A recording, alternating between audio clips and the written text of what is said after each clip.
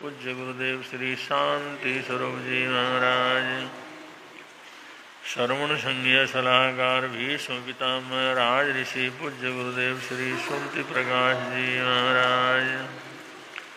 नमो हरिहंताणं नमो सिद्धाणं नमो आयर्याणं नमो वज्राय धम्मो मंगलमुखितं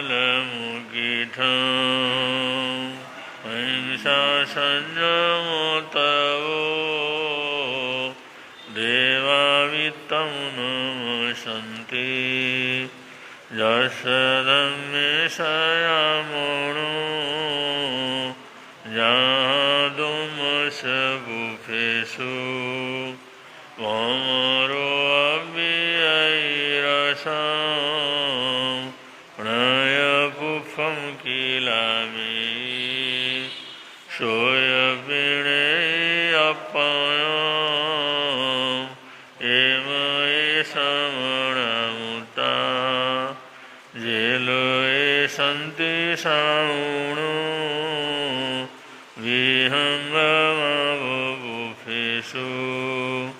दानवत्ते शनिरया वयं च वित्तिं लभमो प्रणयकोयुमयीं आगणेशुरियन्ते उभेषु भमराजा मोहारसमबुद्धा ये भवन्ति अनिशया नानापिण्डरयादन्ता तेन उच्यन्ते साणो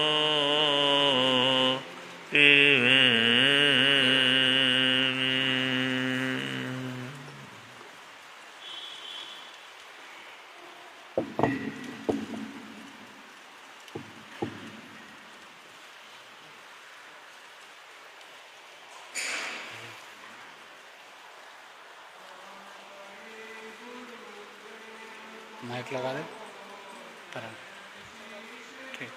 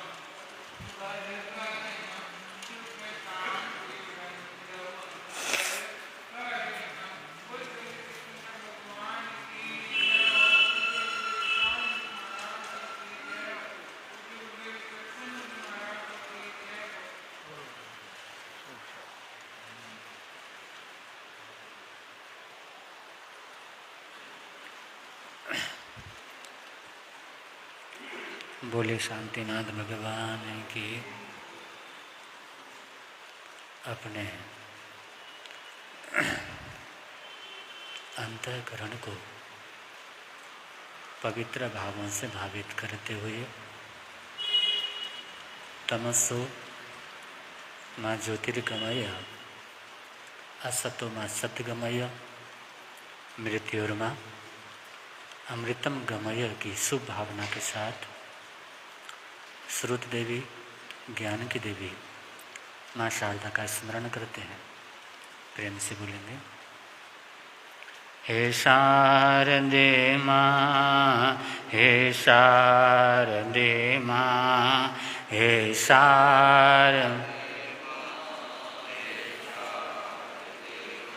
अज्ञानता से हमें तार देना, अज्ञान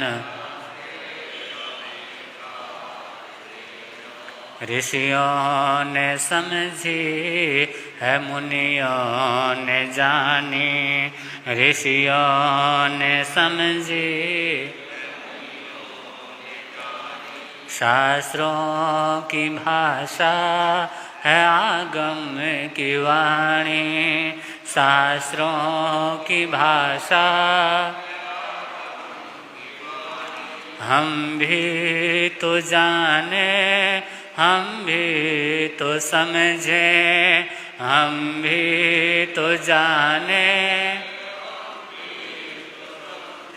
विद्या का फल तो हमें माता देना, विद्या का फल तो हमें माता देना। हे शारदे माँ, हे शारदे माँ, हे शारदे माँ, हे अज्ञानता से हमें तार देना, अज्ञान तो ज्ञानदायी हमें ज्ञान दे दे, तो ज्ञानदायी रत्नत्रयों का हमें दान दे दे, रत्नत्रयों का मन से हमारे मिटा दे अंधेरा, मन से हमारे हमको उजाले का शिव द्वार देना, हमको उजाले शिव द्वार देना। हे शारदे माँ, हे शारदे माँ, हे शारदे माँ, अज्ञानता से हमें तार देना, अज्ञान हृदय के कमल पर पधारो हे माता, हृदय के कमल पर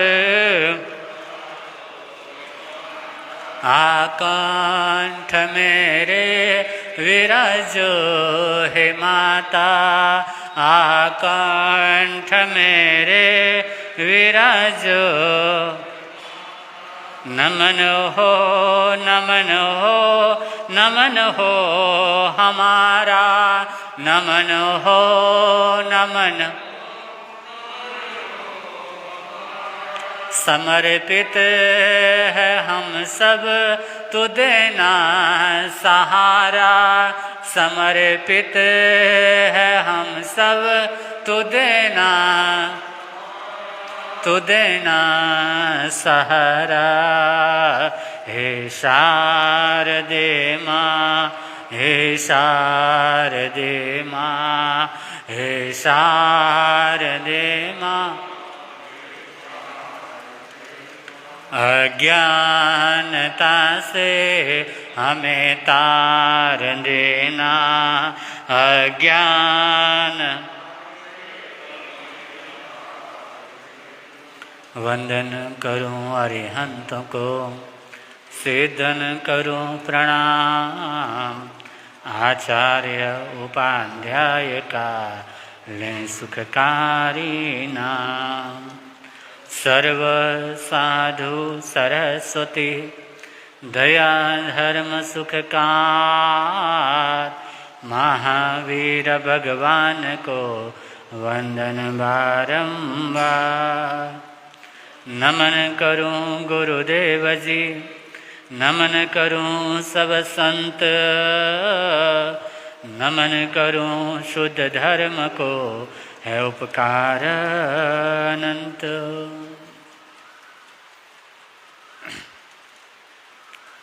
उपस्थित धर्म प्रेमी सुज्ञ सज्जनों, ममताशील माताओं बहनों, परम आराध्य पूज्य गुरुदेव के पावन सानिध्य में आप सब निरंतर प्रभु की वाणी का रसपान कर रहे हैं। प्रभु की वाणी हमारे जीवन को अमंगल से मंगल की ओर ले जाने वाली है, अगाध संसार से संन्यास की ओर, परम आनंदमय की ओर ले जाने वाली है। दुख से पीड़ित इंसान को या दुख से पीड़ित प्राणी को अगर सचमुच में वितराग वाणी हृदयंगम कर ले, परम सुख परम आनंद की ओर ले जाने वाली है।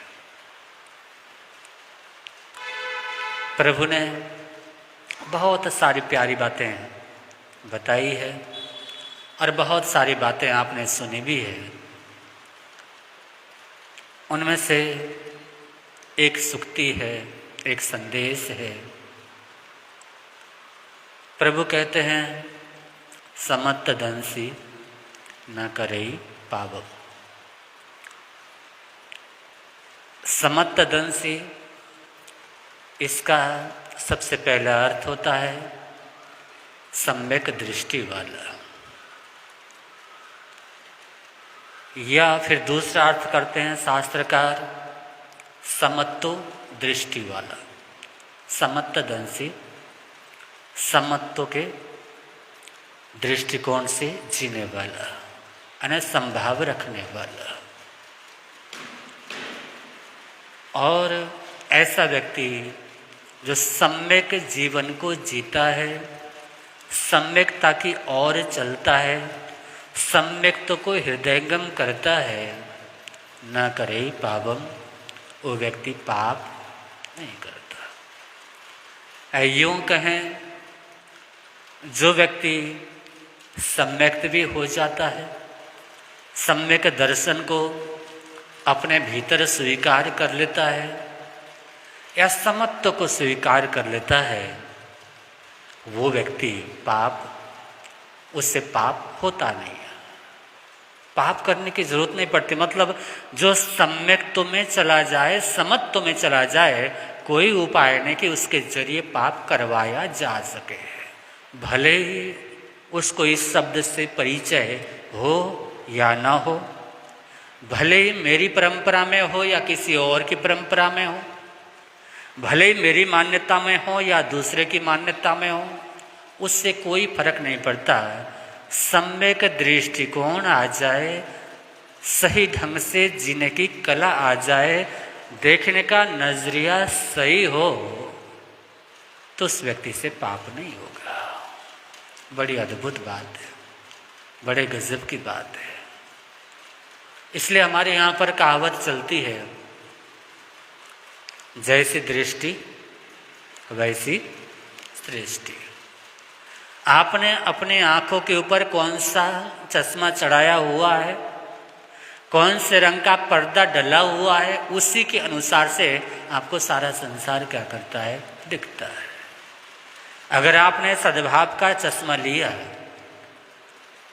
सद्गुण का भाव रखा, उस दृष्टि से जीने का प्रयास किया, तो संसार भी अच्छा नजर आएगा।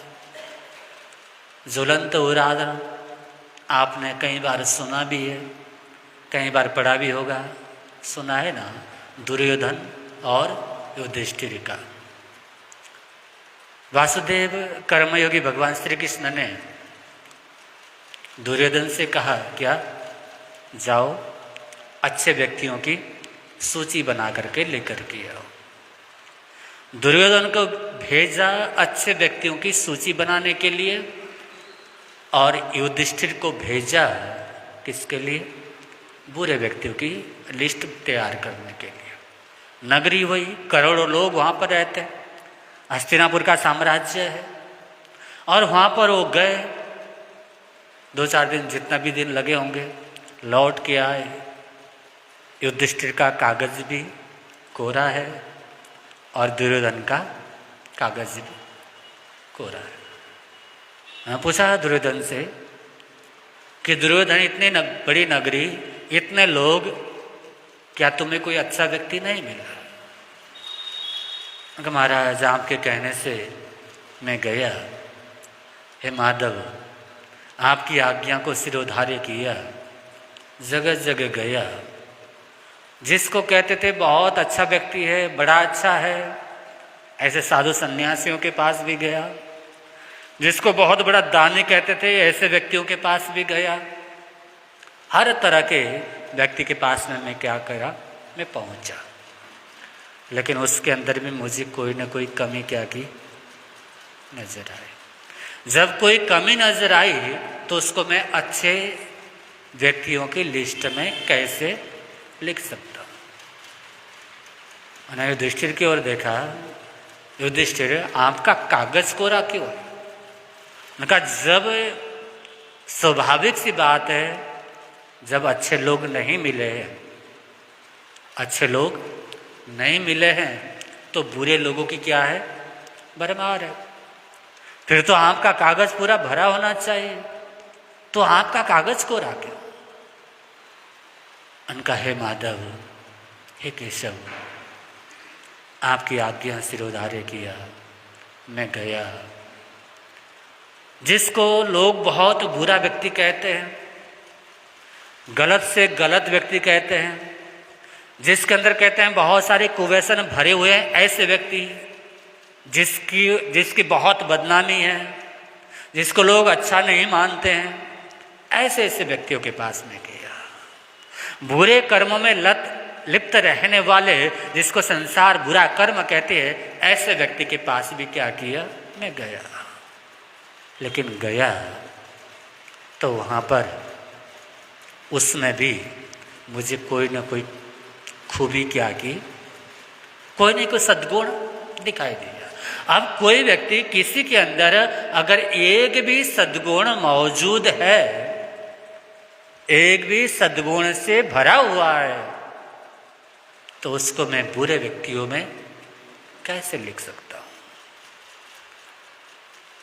दृष्टि का कितना बड़ा चमत्कार है कि नगरी वही है, लोग वही हैं, देखने वाले दो हैं, ढूंढने वाले दो हैं। एक व्यक्ति जाता है तो उसको अच्छा व्यक्ति नहीं मिलता, और दूसरा जाता है तो उसको बुरा व्यक्ति नहीं मिलता। इसलिए प्रभु कहते हैं, समत दंसी न करे बाबा, कि अपनी दृष्टि अगर सम्यक हो, अगर हमारे जीने का ढंग सही हो, हमारे भीतर का शुद्धिकरण सही ढंग से हुआ हो। प्रभु महावीर कहते ना, जावंत विद्या पुरुषा सव्यते दुख संभवा लुपंती बहुसो मूढ़ा संसार में अनंत। जो अविद्यावान व्यक्ति होता है, अज्ञानी व्यक्ति होता है, मिथ्या दृष्टिकोण वाला व्यक्ति होता है, मिथ्यात्व से भरा हुआ व्यक्ति होता है, सव्यते दुख संभवा, वो सारे संसार के दुख को क्या कर लेता है? संभव कर लेता है। वो सारे संसार के दुख को आमंत्रित कर लेता है। दुखी हम कोई देता है, किसी ने हमको दुख दिया, उससे हम दुखी नहीं होते। उसकी संवेदनाएं हम अपने कंधे पर लाद करके चलते। जब उस किसी ने कोई शब्द कहे, कोई बात कही, कहा और निकल गया, और उसकी संवेदनाओं को लेकर के, उसकी बातों को लेकर के, उसकी बातों को अपने कंधे पर ढो करके चलते हैं, तो अनंतानुबंधी क्रोध, मान, माया, लोभ का क्या होता है? उदय हो जाता है। जब क्रोध, मान, माया, लोभ कसाय से आत्मा बंध जाती है, कसाय में लिप्त बन जाती है, तो ऐसा आदमी बहुत मुश्किल है कि अपने जीवन के सही उद्देश्य को क्या कर सके? पहचान सके, अपने जीवन को सही दिशा दे सके। अपने जीवन को हम तभी सही दिशा दे सकते हैं जब हमारे जीवन के अंदर सम्यक दृष्टिकोण आए, देखने का नजरिया सही हो, अपनी दृष्टि सम्यक हो। देखता तो हर कोई है, सबके पास में आंखें, लेकिन इन चर्म चक्षुओं से देखना अलग है और मन की चक्षुओं से देखना बिल्कुल अलग है। भीतर की अंतर आत्मा जब जागृत हो जाती है, भीतर का विवेक, भीतर का मन, अंतर की चेतना, प्रभु कहते हैं ना, जयम चरे जयम चिट्ठे, उसका मतलब क्या है?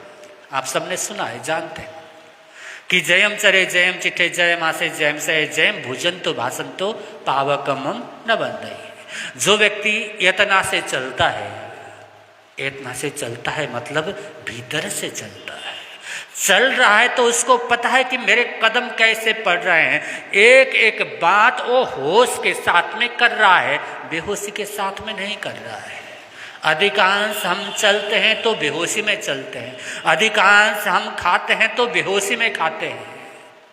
टाइम हुआ, समय हुआ, खाना था, खा लिया। जो स्वाद थोड़ा बहुत लिया तो जीवा तक रहा, जीवा के हिसाब से, इंद्रियों के हिसाब से जो अच्छा लगा हमने उसको अच्छा बोल दिया, जो बुरा लगा उसको बुरा बोल दिया। मेरे लिए क्या उचित है, क्या अनुचित है, उसकी ओर ध्यान क्या किया? नहीं किया। मेरे स्वास्थ्य के लिए, मेरी साधना के लिए, मेरे जीवनचर्या के लिए कौन सा कार्य उचित है, कौन सा कार्य अनुचित है, कौन सा भोजन उचित है, कौन सा भोजन अनुचित है, उसकी ओर गौर नहीं किया, उसको नहीं देखा, उसका चिंतन मनन नहीं किया। सिर्फ इंद्रिय का पोषण या इंद्रियों की अनुकूलता, इतना भर ध्यान में रहा। जीवा के स्वाद के लिए, नासिका के सुगंध के लिए, या आंखों को सुंदर लगे उस दृश्य के लिए। अधिकांश सारा संसार जो चलता है, सारे संसार में जो भी प्रवृत्तियां होती हैं, वो सब के सब वो इंद्रिय जनित होती है, इंद्रियों के अनुसार से होती है। इंद्रियों के हिसाब से जो ठीक लगे ठीक, जो बेठीक लगे उसी हिसाब से चलता है, और अधिकांश लोग इसी में बहते रहते हैं।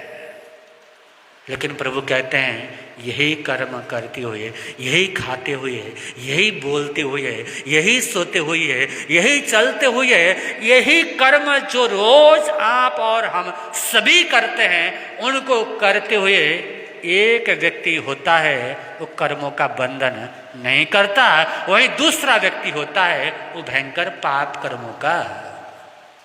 क्रिया तो वही है, चलना, उठना, बोलना, खाना, पीना, सोना, ये दैनिक क्रियाएं हैं जिससे संसार का कोई आदमी बच नहीं सकता जब तक क्या हो जाए, मुक्त न हो जाए। तब तक हर व्यक्ति को इन सब क्रियाओं से गुजरना पड़ता है। लेकिन कहते हैं ऐसे इन्हीं कर्मों को करते हुए एक व्यक्ति भयंकर कर्मों का उपार्जन करता है और एक व्यक्ति कर्मों की निर्जरा करता है, कर्मों का बंधन नहीं करता है या संबर की साधना में पहुंच जाता है। क्या कारण है? कारण इतना ही तो है, जिसका भीतर जागा हुआ है, जिसकी अंतर चेतना जागी हुई है, जो विवेक से चलता है, जिसकी विवेक की ज्योति जागृत हो गई है, वो व्यक्ति पाप के स्थान में होने पर भी पाप नहीं करता, उसे पाप संभव ही नहीं है। और जिसकी भीतरी आत्मा जागृत ना हो, भीतर की चेतना जागृत ना हो, जो बेहोशी में जीता हो, तो धर्म स्थानक में होने पर भी क्या कर लेता है? पाप कर्मों का उपार्जन कर लेता है। और यही दृष्टिकोण है, यही हमारी चेतना का जागना या सो जाना। हमारी भीतरी चेतना जब जागी हुई है तो हम आत्मकल्याण के पथ पर अग्रसर हैं। चाहे हमारा बाना कोई भी हो, चाहे साधु जीवन के अंदर हो, यानी अनगार धर्म में हो, चाहे आगार धर्म में हो, अगर हमारी भीतर चेतना जागी हुई है तो हम अपनी आत्मा का कल्याण कर डालते हैं। और भीतरी चेतना अगर सुप्त है, सोई हुई है, तो अच्छी से अच्छी जगह होने पर भी, बढ़िया से बढ़िया भगवान की वाणी मिलने पर भी, क्योंकि गौतम स्वामी से पहले तो भगवान की वाणी किसको मिली थी? गोसालोक को मिली थी। पहला शिष्य कहें तो गौतम स्वामी नहीं, बल्कि कौन था? गोसालक था। भगवान महावीर गौतम स्वामी को भी मिले और गोसालोक को भी मिले। कृष्ण कौरव को भी मिले और पांडव को भी मिले। कृष्ण वही थे, कौरव को भी मिले और पांडवों को भी मिले। उनकी बातें, उनका सर्वेश्वर रूप सबने देखा। हस्तिनापुर की सभा के अंदर कौरव ने भी देखा, उन सब लोगों ने दर्शन किए। ऐसे ही राम भी मिले थे रावण के पास भी, और विभीषण को भी, भाई थे दोनों। तो परमात्मा का मिलना या प्रभु की वाणी का मिलना वो ऐसा है जैसे बरसात आजकल तो अलग अलग जगह पर होती है, कुछ जगह हुई कुछ जगह नहीं हुई, लेकिन कहते हैं बरसात जब होती है ना, वो ये नहीं देखती कि अमीर का घर है या गरीब का घर है, एक खेत है, खलियान है या जंगल है, वो एक समभाव से समष्टि के रूप में बरसती है। वैसे ही प्रभु की वाणी भी सबके लिए बरसती है। प्रभु का साथ या सदगुरु का साथ है, वो भी सबको मिलता है। आप जैन नगर वासियों को मिला हुआ है, और आप लोग कितने पुण्यशाली हैं, कितने भाग्यशाली हैं। कितने दिन हो गए गुरुदेव के मधुर वचन आपको सुनने को अवसर मिल रहा है, और आपको ही नहीं, पूरे जैन नगर वालों को क्या है, मिला हुआ है। लेकिन आपने जितना अपने सौभाग्य को बढ़ाया है, क्या सारे जैन नगर के वासी उस सौभाग्य को बढ़ा सके? सत्संग चल रहा है, प्रवचन जिनवानी की गंगा बह रही है, लेकिन बहुत सारे लोग हैं अपने घर में हैं, इसमें उसमें, मेरा ये काम वो काम, कोई किसी को नींद प्यारी है, नींद खुलती नहीं है, तो सुबह क्या कर पाते? प्रवचन में उपस्थित नहीं हो पाते। लेकिन आप लोग भी हैं जो समय पर आते हैं, अपने सौभाग्य को बढ़ा रहे हैं, अपने सौभाग्य में चार चांद लगा रहे हैं, प्रभु की वाणी को सुन रहे हैं, सदगुरुदेव के मुखार बिंद से सुन रहे हैं। तो यही तो है, कहने का अर्थ है अपनी चेतना को जगाना, अपने भीतर को जगाना। अगर हमारा अंतःकरण जग जाए, अंतर आत्मा जाग जाए, प्रभु कहते हैं न करे पावम, वो व्यक्ति पाप क्या करता? नहीं करता। जिसको ज्ञान हो, क्योंकि जो अविद्यावान है, अज्ञानी है, जावंता अविद्या पुरीसा, जब तक अविद्यावान है, अज्ञान में है, तब तक वो व्यक्ति दुख को क्या करता है? आमंत्रित करता है। जब भीतरी चेतना जाग गई, वैसे ज्ञान का थोड़ा सा प्रकाश आ गया। आप चल रहे हैं रास्ते में, चलते चलते सामने गड्ढा दिखा तो बच करके क्या कर जाओगे? निकलोगे कि नहीं निकलोगे, या गड्ढे में कूद जाओगे? सामने गड्ढा दिखा तो गड्ढे से बच करके साइड से क्या कर जाओगे, निकल जाओगे।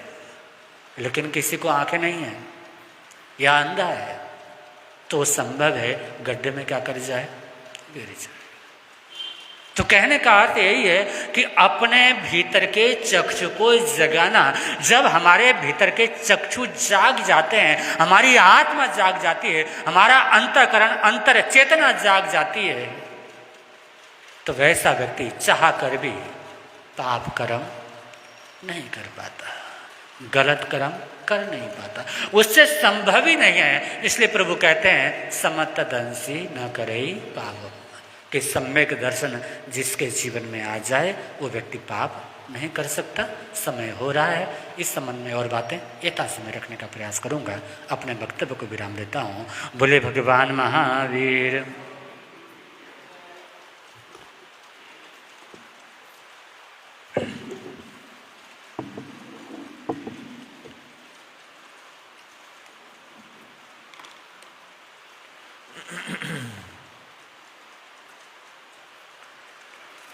श्री शांतिनाथ भगवान आनंद वरता ओ श्री शांतिनाथ भगवान आनंद वर परम शरण प्रभु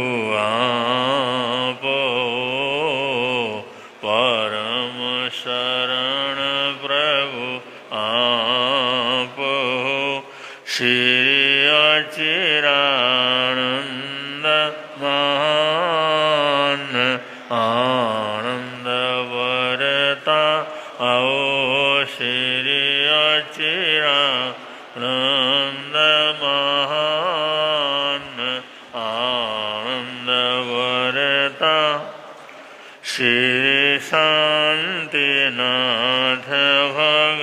भगवान आनंद वर आओ श्री शांतिनाथ भगवान आनंद वर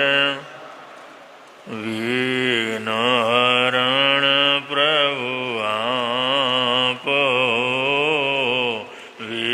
विघ्नहरण प्रभु आप ओ मंगल करण महान आनंद वरताओ ओ मंगल करण महान आनंद वरताओ श्री शांतिनाथ भगवान आनंद वरता ओ श्री शांतिनाथ भगवान आनंद वरता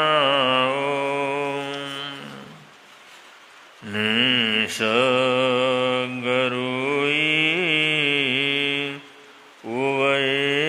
उवैषणा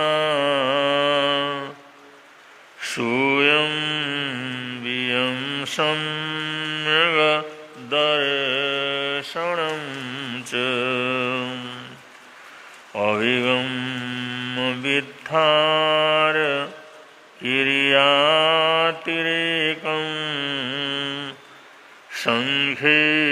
संखेवलद्धि उवगायिधं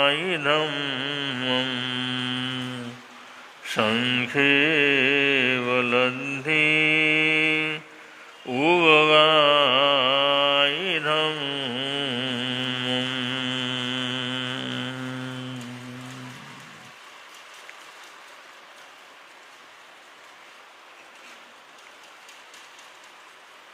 आज वैशाख सुदी पंचमी का दिवस है। वैशाख सुदी पंचमी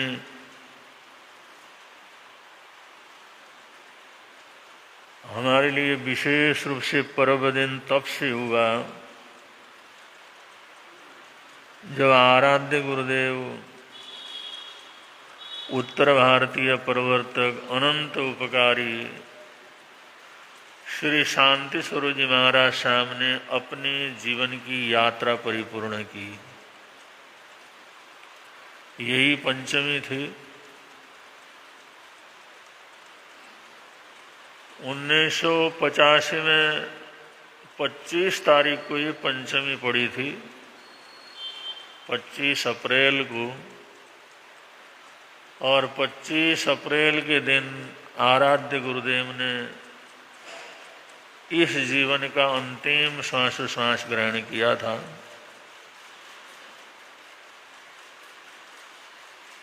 और उन्होंने बड़े स्पष्ट रूप से बहुत बार ये संकेत दिया था कि 25 अप्रैल मेरा आखिरी दिवस है।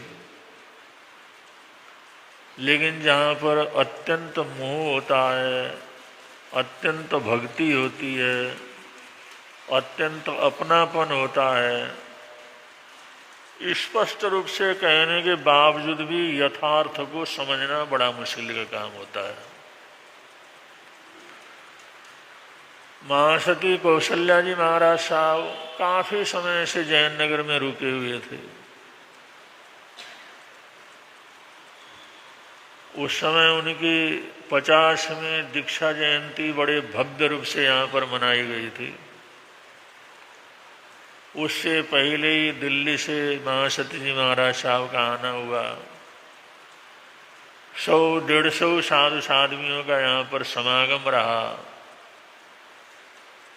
1 महीने तक बड़ा भारी कार्यक्रम यहाँ पर साधु संतों के समागम का बना रहा, सत्संगत का बना रहा। तो उस कार्यक्रम के बाद साधु जी ने इस समय बिहार की बात कही। गुरु महाराज कहने लगे तुम 25 अप्रैल के बाद बिहार कर देना। तो कहने लगे गुरु जी सब हम इतने पहले आ गए, बाद में आए हुए साधु साध्वी चले गए। अपने को भी लगता है भाई इतने दिनों से हम यहाँ पर रुके हुए हैं, इसलिए वे आज्ञा दें तो हम क्या कर लें, बिहार कर लें। 25 तारीख का तो स्पष्ट रूप से उनको बता दिया। राम मुनि जी महाराज थे, राम मुनि जी, भद्र मुनि जी महाराज वगैरह बड़े स्नेही संत थे, गुरु महाराज के प्रति बड़ी श्रद्धा रखते थे। 1-1.5 महीने से यहाँ पर विराजमान थे। वो बिहार करने लगे, भाई हमने बिहार करना है। तो गुरु महाराज कहने लगे राम मुनि अरे बाद में फिर पछताओगे, अभी थोड़ा रुक जाओ, गर्मी का मौसम है, 25 तारीख के बाद बिहार कर देना। अब इतना साफ साफ उन्होंने बोला, लेकिन किसी के मन में कोई शंका भी पैदा नहीं हुई। गुरु महाराज कोई ऐसी गहरा संकेत किसी को क्या कर रहे हैं, दे रहे हैं। उन्होंने भी बिहार कर दिया। पुष्कर मुनि जी महाराज साहब यहाँ पर विराजमान थे, वो भी हस्तिनापुर की तरफ उन्होंने बिहार कर दिया था। आराध्य गुरुदेव श्री सुमति प्रकाश जी महाराज साहब का चतुर्मास जालंधर का माना हुआ था। जालंधर का उनका बड़ा आग्रह था, तो जालंधर चतुर्मास माना हुआ था। और हमारे पास जो छोटे छोटे संत थे सबकी परीक्षाएं थी कुरुक्षेत्र यूनिवर्सिटी से।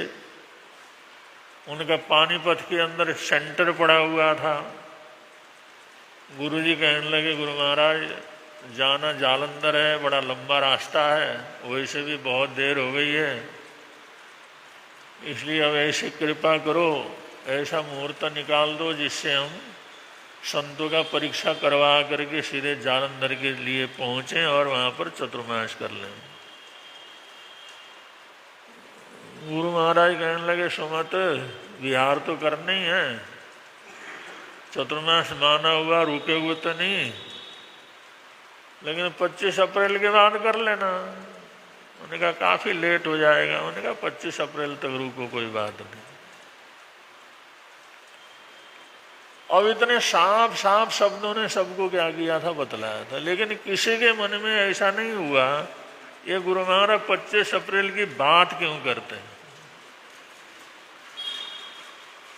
जहाँ पर बहुत ज़्यादा अपनापन होता है, बहुत गहरी भक्ति होती है, बहुत गहरा जुड़ाव होता है, वहाँ पर हमेशा आदमी सही सही सोचता है, उसके अंदर कभी गलत या दूसरी तरफ से अशुभ विचार उसके मन के अंदर आते ही नहीं।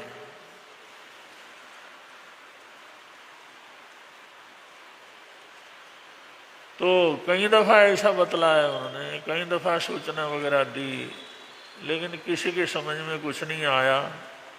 25 तारीख तो बहुत बार उन्होंने फरमा दिया था, और वही 25 तारीख अब 2 महीने पहले 3 महीने पहले उन्होंने फरमा दिया था, लेकिन ठीक 25 तारीख को 9 बजे ही बतलाते थे भाई 25 तारीख को 9 बजे के बाद क्या कर लेना। जब बीमार हो गए, थोड़ी तकलीफ ज़्यादा हो गई, अब शरीर के अंदर बीमारी है, बीमारी वगैरह तो कोई भी हो जाते हैं। लाला साईंदास जी वगैरह सब आए कि गुरु महाराज हॉस्पिटल जाना है, इलाज करवाना है, आपकी तबीयत ठीक नहीं है। गुरु महाराज ने कहा भाई ठीक है, और हॉस्पिटल ले जाना हो तो अभी रहने दो, अभी कुछ करने की ज़रूरत नहीं है। आ रहे ना 25 तारीख 9 बजे के बाद ले जाना, बड़े आराम से जहाँ भी ले जाना। अब इतने साफ शब्दों में उन्होंने बोला 25 तारीख को 9 बजे के बाद ले जाना हॉस्पिटल ले जाना। नहीं नहीं, पहले ही जरा दिखाना। उन्होंने कहा पहले की चिंता भी करना करो, पहले कुछ नहीं, 25 तारीख को 9 बजे के बाद तो ले जाना, हॉस्पिटल ले जाना हो, जो भी करना हो वो कर लेना आराम से।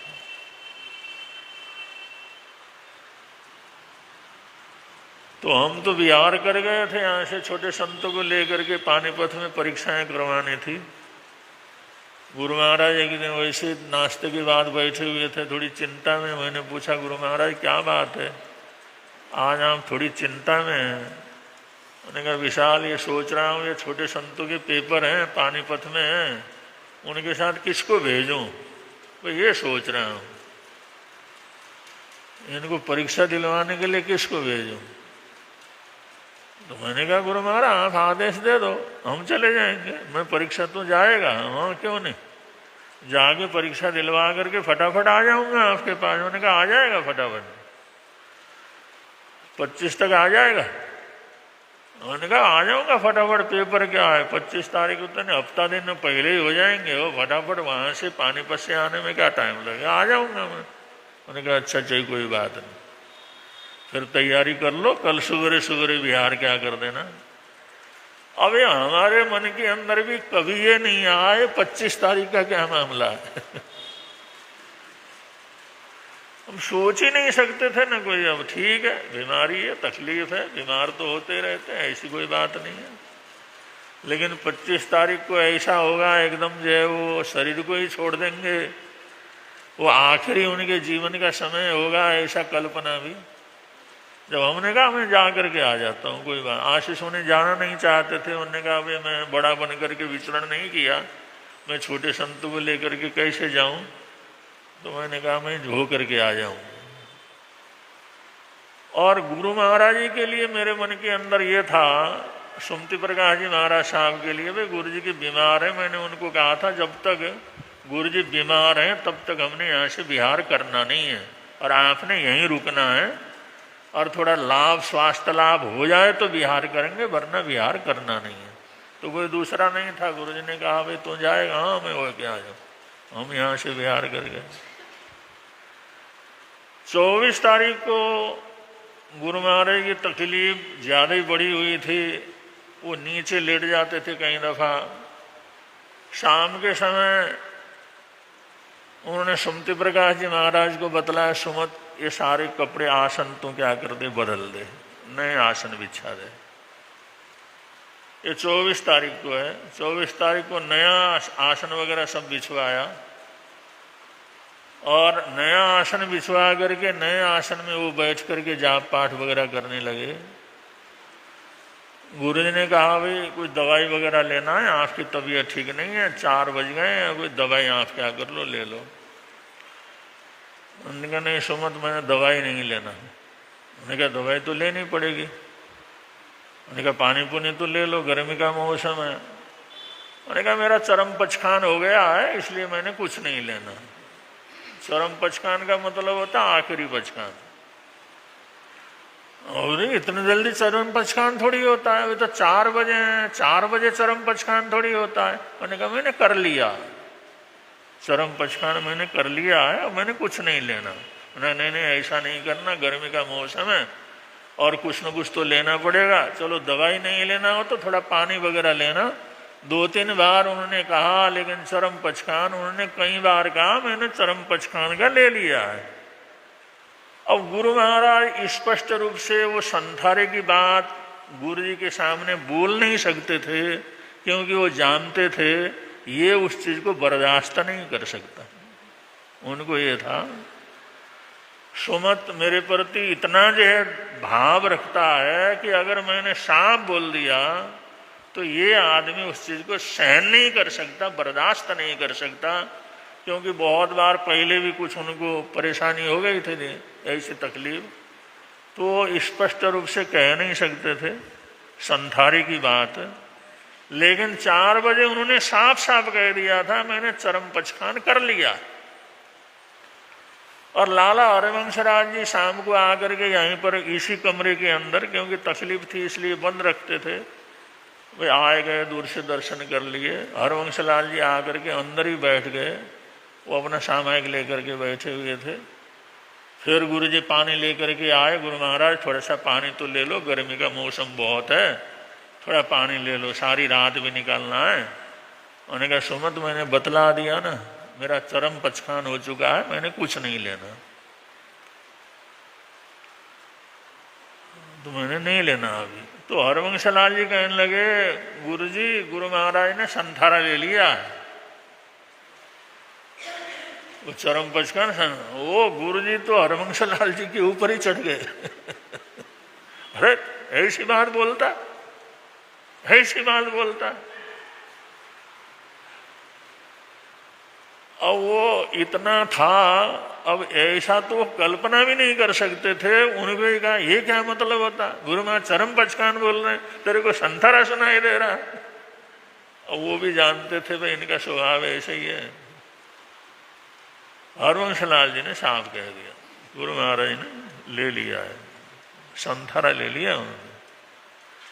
गुरु जी को काफी देर उसमें तकलीफ हो गई, नाराज भी हो गए।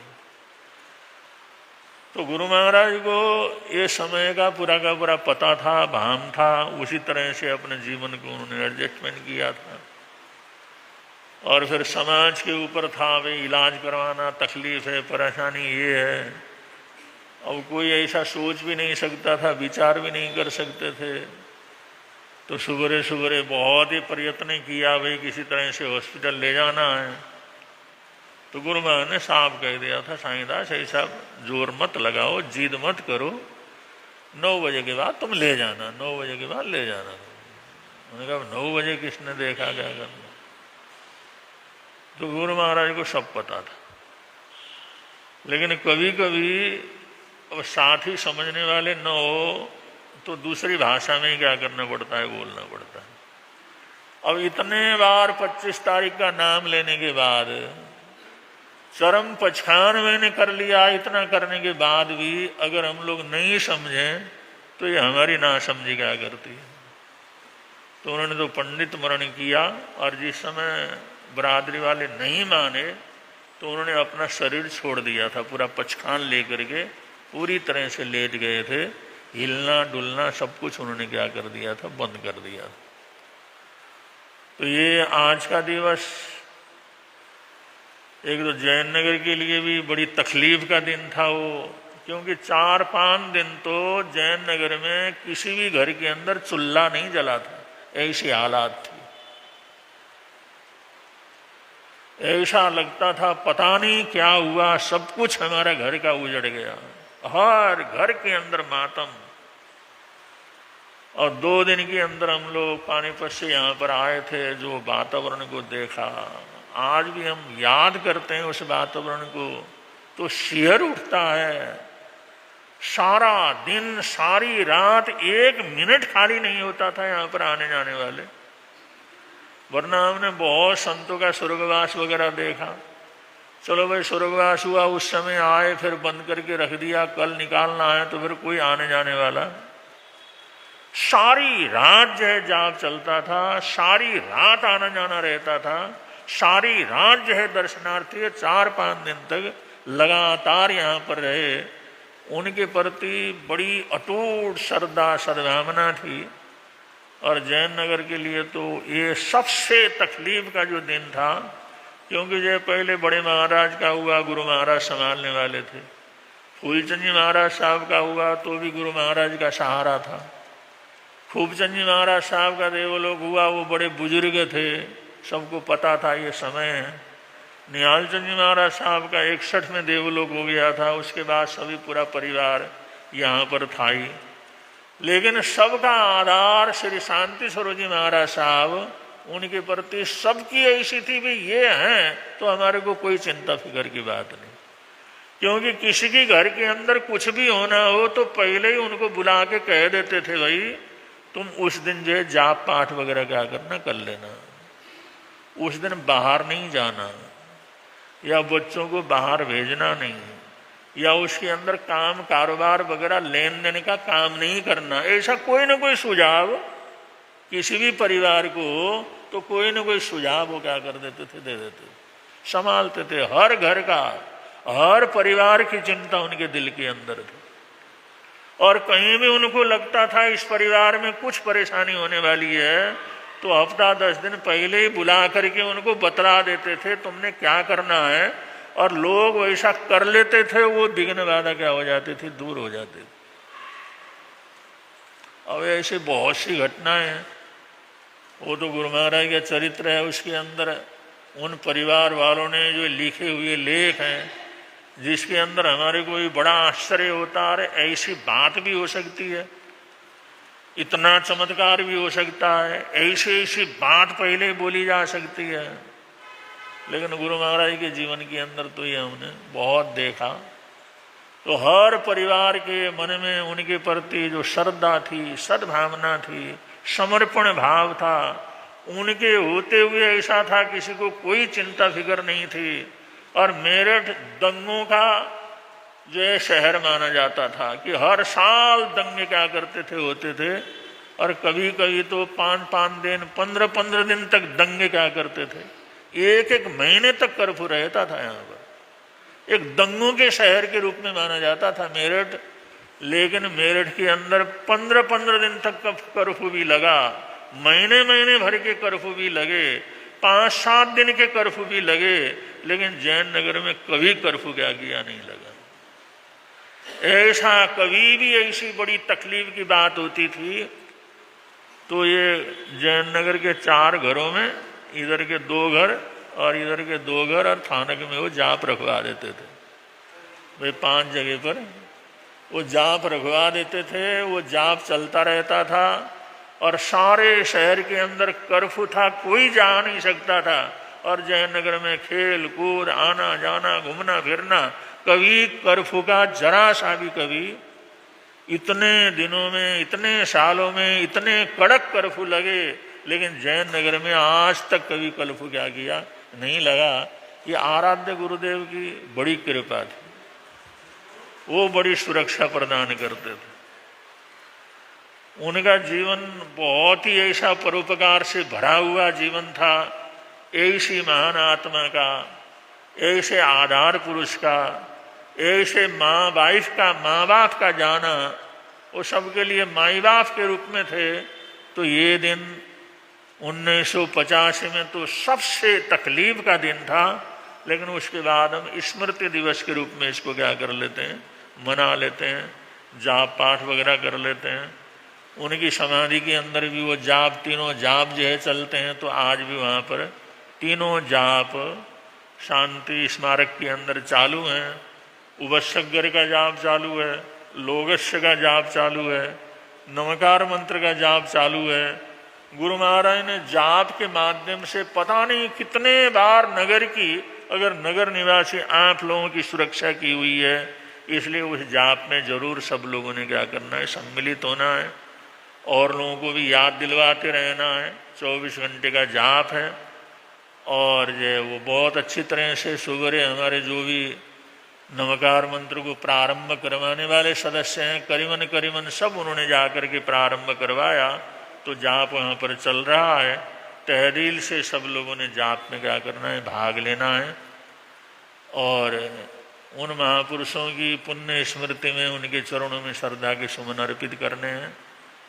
और अक्षय तृतीया ये आदिनाथ भगवान का सबसे विशेष महोत्सव है, जिसमें 8-9 दिन तक हमारे प्रबुद्ध मुनि जी महाराज साहब ने आदिनाथ भगवान को याद करवाया, उनके प्रसंग बतलाए।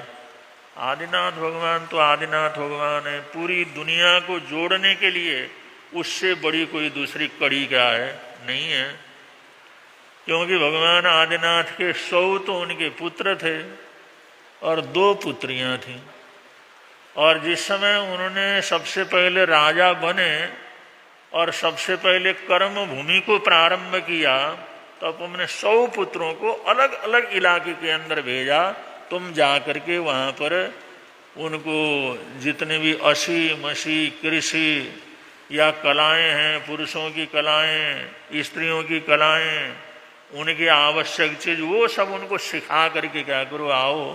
तो दुनिया भर के अंदर उन्होंने भेजा और उनके पुत्र जगह जगह इलाके में, अलग अलग इलाके में जा करके उन्होंने सारा ज्ञान, सारी जानकारी जो कर्म भूमि की थी, जैसे मुनि जी ने बतलाया भाई कृषि का ज्ञान है, बर्तन बनाने का ज्ञान है, या जो अग्नि प्रज्वलित करने का ज्ञान है, अनाज बोने का ज्ञान है, कच्चे को भून करके लेने का ज्ञान है, वो सारा का सारा अपने बेटों के माध्यम से क्या किया, प्रचार किया। और जिस जिस इलाके के अंदर जिस जिस बेटे ने प्रचार किया था, वहाँ का संरक्षण किया था। जब ये साधु बनने लगे, जब राज्य को छोड़ करके साधु बनने लगे, तो उस इलाके का राजा उनको क्या कर दिया, बना दिया। जिस इलाके में उनके पुत्रों ने काम किया था, उस इलाके का राजा उनको बना करके फिर सारा राज्य, अपना जो गद्दी है वो भरत को दे करके फिर उन्हें दीक्षा क्या कर ली थी, अंगीकार की थी। अब आज हम वैज्ञानिक युग के अंदर जीते हैं, मोबाइल के युग के अंदर जीते हैं, कंप्यूटर के युग के अंदर जीते हैं। भगवान आदिनाथ में उस समय अपने ब्राह्मी, अपने सुंदरी देवी को कहा था, सुंदरी तुम इस दुनिया को ऐसी चीज दो, जब तक ये दुनिया रहे तब तक उसका काम क्या करता रहे, आता रहे, ऐसी चीज दो। क्योंकि उनको तो भेजा नहीं था, लड़कों को तो भेज दिया था सब जगह प्रचार करने के लिए, दोनों लड़कियां घर के अंदर थीं। तो सुंदरी को कहा ऐसी चीज दो जो ये जब तक ये दुनिया रहे तब तक जो है वो सबको उसका क्या करता रहे, काम आता रहे। तो सुंदरी देवी ने 10 जो है वो अंकों का निर्माण किया था, 0, उसके ऊपर 1 2 3 4 5 6 7 8 9 ये चित्र क्या कर लिए, बना दिए थे। आज इतने सालों के बाद, आज कंप्यूटर युग के अंदर सारा कंप्यूटर, सारा मोबाइल, सब कुछ किससे चलता है, उसे 9 अंकों के आधार पर तो चलता है। लेकिन हमारा प्रचार नहीं है, हम लोग प्रचार करते नहीं है, दुनिया को बताते नहीं है, दुनिया को पता नहीं लगता होगा था 0 का आविष्कार उसने किया था, फलाने ने किया था, ये किया था, वो पेंट कर करवाते हैं। ये आदिनाथ भगवान ने सुंदरी के माध्यम से गणित विद्या क्या कर दी, और ऐसी गणित विद्या दी, वो 23 24 तीर्थंकर हो गए, तब काम आता रहा।